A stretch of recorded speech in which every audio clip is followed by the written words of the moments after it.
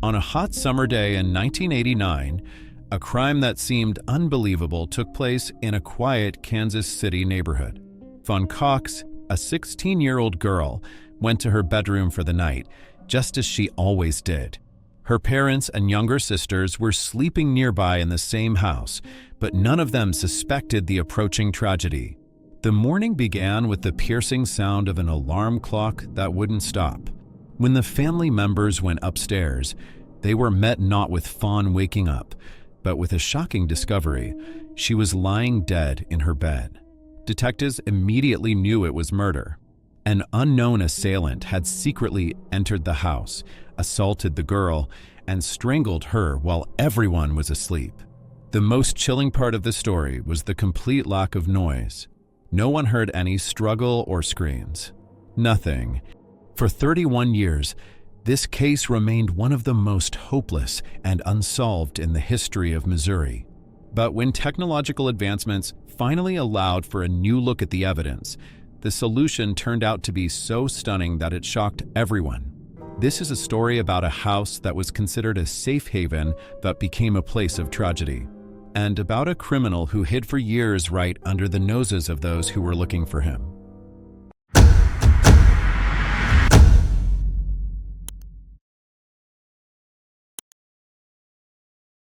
The summer of 1989 in Kansas City promised to be carefree, filled with warmth and joy.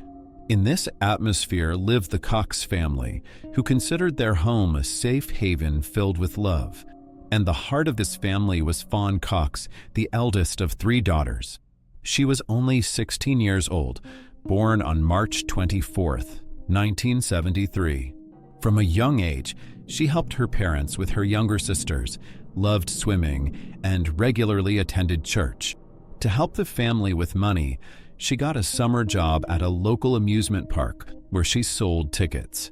On the evening of July 26th, after a shift that ended around 10 p.m., Fawn went home with her mother and younger sister to avoid taking public transportation. Upon arriving, she immediately went to sleep, as she had to work again in the morning. She slept in her bedroom on the 2nd floor. Her sisters, Amber and Melissa, were on the 1st floor, where it was cooler thanks to the air conditioner, or weren't at home at all. Their parents also slept downstairs. The next morning, around 9 a.m., the family was woken up by the sound of Fawn's alarm clock. The girl was not turning it off. When her mother and sister went up to her, they found that Fawn was lying in bed without any signs of life. There were visible signs of strangulation on her neck. She had no pulse. Her parents immediately called an ambulance, but it was already impossible to help. She had died several hours earlier. An autopsy confirmed that the cause of death was strangulation and revealed signs of sexual assault. From the very beginning, the investigation proved to be incredibly difficult. Despite the fact that the murder happened in a small house where every rustle should have been heard, the victim's family heard nothing. An explanation was found. The old air conditioner on the 1st floor was so loud that it drowned out all other sounds. The only one who noticed something strange was Fawn's sister.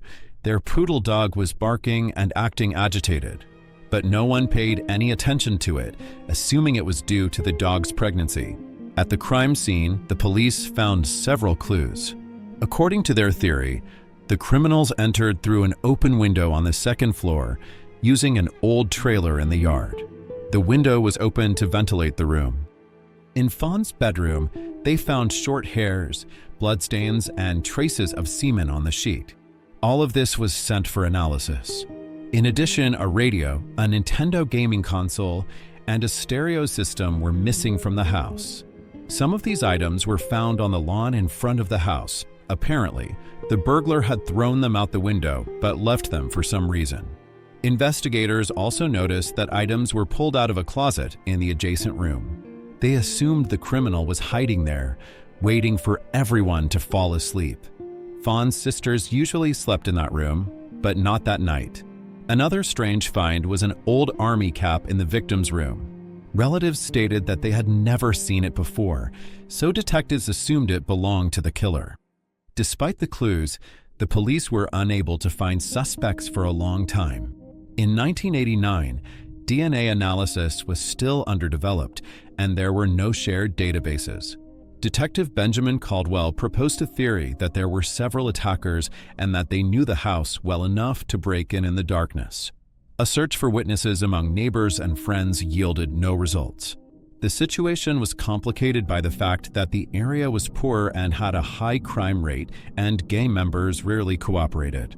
A month later, a witness came forward and pointed to 3 teenagers, one of whom went to school with Fawn. He knew details that were not public, so his testimony was taken seriously. The boys were arrested, but they denied everything. Stolen items were found in one of their homes, which led to them being charged. However, the investigation hit a dead end again. The witness recanted his statement, and the DNA analysis, performed with the technology of the time, did not provide a definitive match. The tests were so imprecise that they could neither confirm nor deny the suspect's involvement. One of the detainees did confess that he had broken into Fawn's house with friends to steal items. He even said that the stereo handle had broken off when he threw it out the window, and he had hidden it under a bush, where the police later found it. But he quickly retracted his statement, and the confession could not be used in court. As a result, they had to be released. It is likely that the witness and the boys were pressured. It is only known that one of them served 8 months for theft. The Fawn Cox case went cold for many years.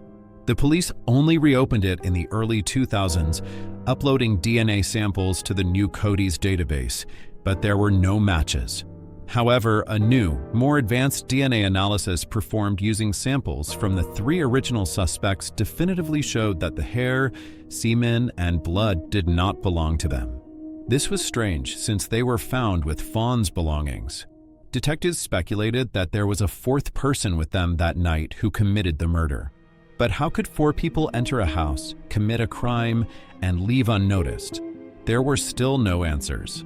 As the years passed, Fawn's family lost hope. They were certain that the 3 boys knew the killer. The only hope was the DNA sample in the lab. In 2018, Amber, Fawn's sister, shared shocking details on a popular forum dedicated to unsolved crimes. She was verified and explained that the criminals had entered the house while Fawn and her mother were away and had hidden in the closet. According to her, they were not just robbing but had planned the murder in advance. Amber noted that the family was poor and there was nothing of value to steal. But the main argument was something else. To strangle her sister, they used a nightgown belonging to her younger sister, which they took from the next room. This meant that the criminal knew the house and had prepared for the murder in advance. Amber's story did not provide an answer, but in 2018, DNA analysis technology had reached unprecedented heights. Dozens of old cases were being solved thanks to genetic genealogy. Fawn's family was outraged by the police's inaction, who cited a lack of funds. The relatives started a fundraiser to pay for the analysis, but the police refused, explaining that it would set a precedent.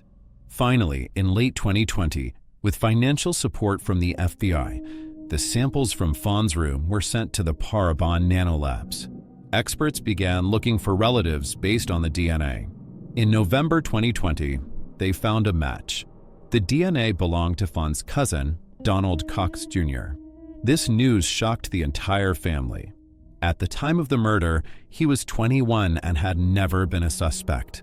Donald was a troubled individual who was often in and out of jail for petty thefts and drug possession. If DNA samples had been taken from criminals in those years, the case would have been solved much earlier. In 2006, Donald died of an overdose, and a sample of his DNA was preserved during the investigation of his death, but it was not entered into the FBI database because he was a victim, not a perpetrator. When the experts reported the match, the police confirmed his involvement. Fawn's relatives finally got the answer they had been looking for 31 years. However, the question about the 3 original suspects remained open. Now it was clear how the criminals knew the house. Donald was a frequent visitor. The police closed the case without bringing any new charges against the three men. Fawn's sister believes there is no point in trying to get a confession from them, as they may not have even witnessed the murder. She said that they have already paid for their actions. For all those years, they were considered guilty, which essentially ruined their lives. In any case, proving their guilt is simply impossible. The victim's family finally knows the killer's name. He lived for 17 years after the crime without facing any punishment and even interacted with the family. But in the end, his addiction led him to his death, and he no longer posed a threat to anyone. This story is a testament to how advanced technology can reveal the truth and how long hope can live. But most of all, it is the story of Fawn Cox, a girl whose life was tragically cut short and whose family waited 30 years for justice.